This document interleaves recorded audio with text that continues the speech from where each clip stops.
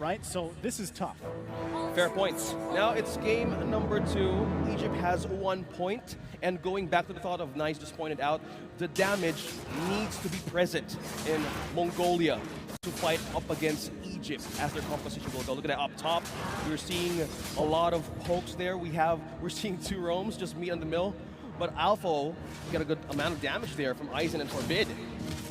Again, Alpha had an amazing game the previous one, game 1 on the Barretts. Now he gets his hands on the Terizla against a player who is well known for his Terizla gameplays, especially on the road here to the WEC. Aizen, a favorite of that hero, will also most likely know how to play against it, right? To the best of his ability. So still, Yu Zhang, one of those heroes that has, in a way, it's made strides throughout competitive MLBB, but it's fallen off to some other picks here lately. Still a great hero, though. Still great kit and option available. And well, as we see Maro rocking out the Quantum Charge here for its emblem, mostly we see use the focusing mark if you're Rakaja, but we don't hold that thought. Okay. Damage going through Egypt. Maro still safe, though. Oh, wow. He was just waiting for that level 4, able to get the Decimate off. So Maro goes down early on. First blood taken by Mongolia. Yeah, we were talking about that. Either the focusing mark or even the quantum charge right now differs a lot because right now in the mindset of Maro, you want the basic hits to even regen a bit of a health for you. Looking at the lineup of the early game of Mongolia, you need to have that extra amount of green bar HP just sliding up slowly as you get your hits. But now the focusing mark being again not present in Egypt gives so much way for even Cesar or the Marty to keep on poking them and force them out of their comfort zone. Even their ultimates being used right away. Yeah, again, I think, you know, in terms of emblems, right, so far, at least for this matchup, you don't see too much out of the ordinary. It's really just kind of who gets these numbers advantage when these fights happen. Aizen already using the Dragon form, going to push Maro back. Maro does not have Divine Judgment. This is great, though. Aizen able to push ZF7 Zoda off the purple buff. Meanwhile, Forbid going to be in trouble.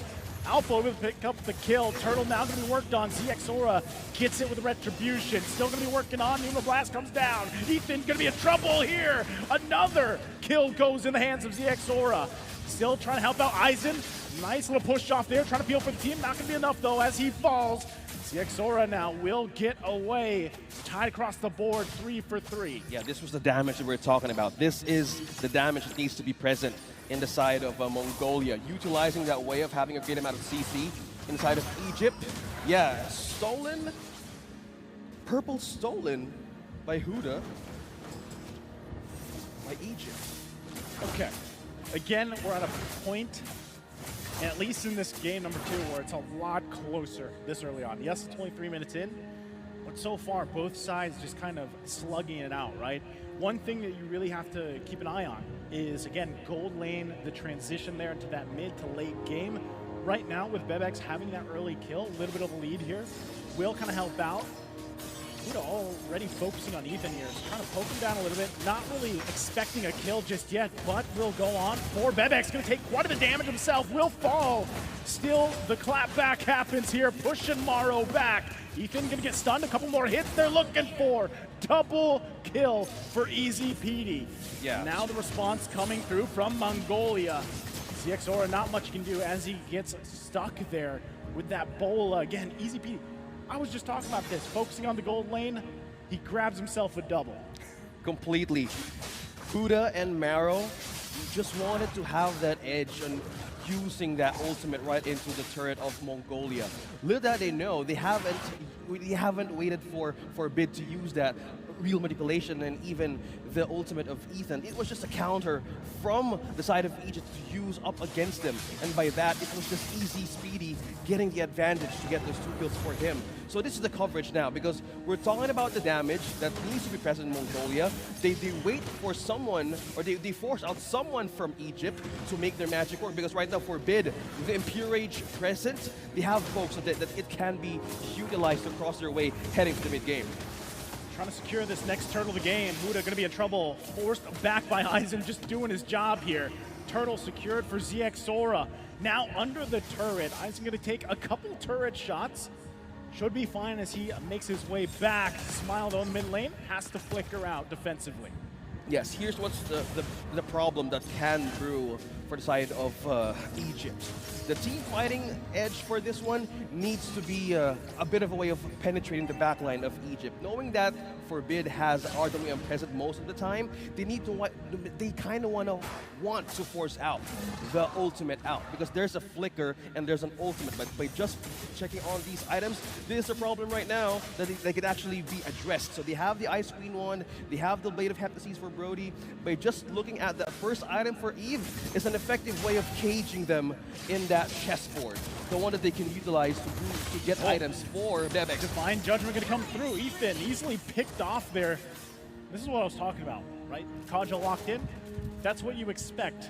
The Divine Judgment to find its targets, even if it's the roamer, they'll go for it if it's a secured kill.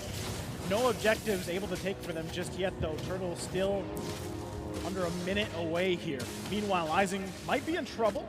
Alpha trying to focus him down. He's holding it on. Whoa, Couple hits away. The flicker is going to come through under the turret. Alpha! Oh! You made a mistake. He falls under the turret. Wow. Up against Aizen, who also uses that Charisma. Oh, Bebex will fall as well. Solid choice here from Forbid, setting up that real-world manipulation. 2 targets still for the taking. Flicker comes out, Easy will fall. Maro can't, I don't think he's escaping this one, OSX. Couple shots come through, there's the stun, couple hits away. Forbid, 1 shot! Won't get him! A slither Maro. of HP bar left.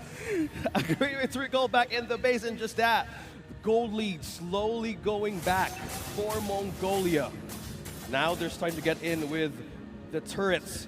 By just looking at this, we're looking at 7-minute mark. And as we see the progress of Mongolia now, it's much better from game number 1. I just can't believe Maro survived that. It's like 1 hit away, you know? So, again, objective across the board here. Secured by Mongolia, 3 for 3 on the Turtles. Still relatively even though across the board, right, for the most part. You can see fight from both teams. Oh, Marl gonna be in trouble here. Gonna get focused down, kill secured by Bebex. Now looking for one more. Smile 2 dragons. Takes the dragon as well, but can't fly away fast enough as he falls as well. 2 members down here for Egypt. Yeah, we have now magic items being, gathered by Forbid. And this is the problem now that needs to be, focused on if this is Team Egypt. Look at the early game, it wasn't a great start for Mongolia, but now they're having more items for this Eve. A lot of things that can just be a rinse and repeat process by just taking on the side of Egypt.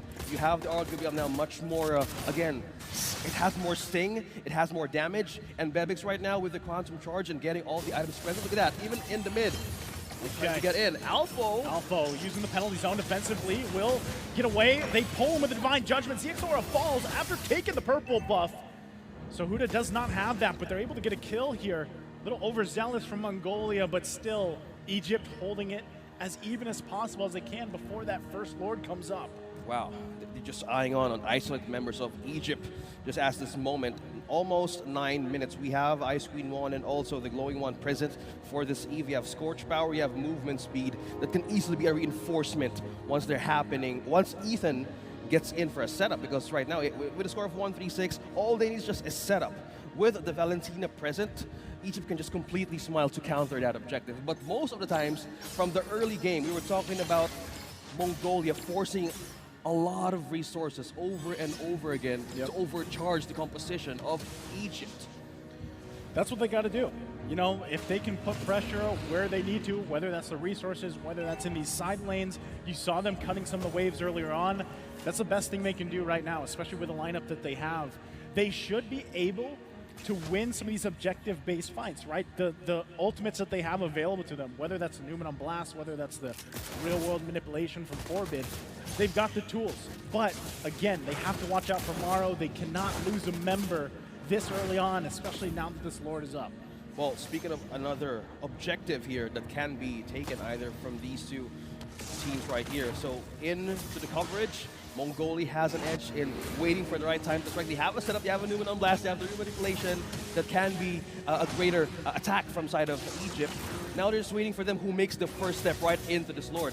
But yeah, nobody's seeing Nobody's seeing this. Conceal has been activated. Conceal going to be used. Maro looking for the target, gets the Divine Judgment off. He gets Eisen. Terrify going to come through. There's the Black Dragon form. Will push them back. Alpha a little bit in trouble. Had 3 members on him. Still going to be focused on. Lord will reset. Alpha goes down by the Decimate. ZXOR able to pick up a kill. Numa Blast going to charge up. Miss. Will miss, though. Smile flickers as well. Responds with his own. And they're still trying to follow up on this. Ethan could be in trouble, has to back off for the team. Bebex with Wind of Nature gets a kill on Easy. Will be able to get away though, just in time. Zora 1 hit away, and he escapes as well. 3 members. Could be a kill. No, Smile is still looking for another way of getting another target from Mongolia, but that was still a safe passage for that team to go back in the base. How many moments in this game alone has someone got away with just a sliver of health?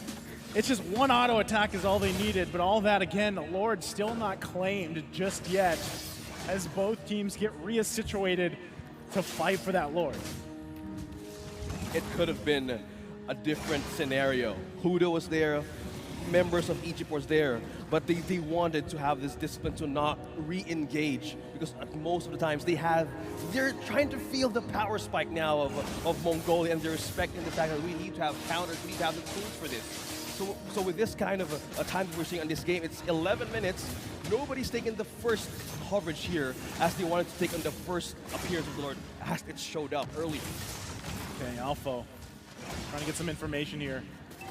Pushing them back. Bebex falls. Lord's going to go ahead and reset.